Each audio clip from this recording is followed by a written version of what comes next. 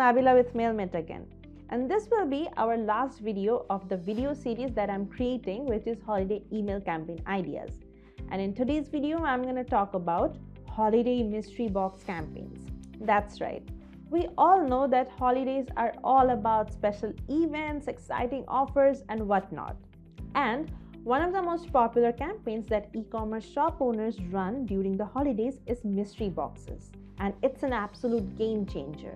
Mystery boxes are very trendy during special occasions and holidays.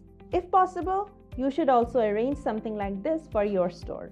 It's a great way to convey your regards to your buyers and excite them for this occasion even more. First, create a holiday event where you're going to highlight that you're launching a mystery box within a week.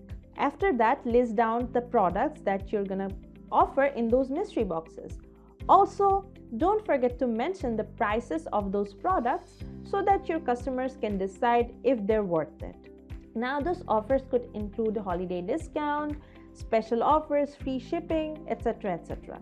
Then, after 3 days, send a reminder email to make people more curious about the offer. Send the fourth email 24 hours prior to the mystery box launch. Then, send the final launch email.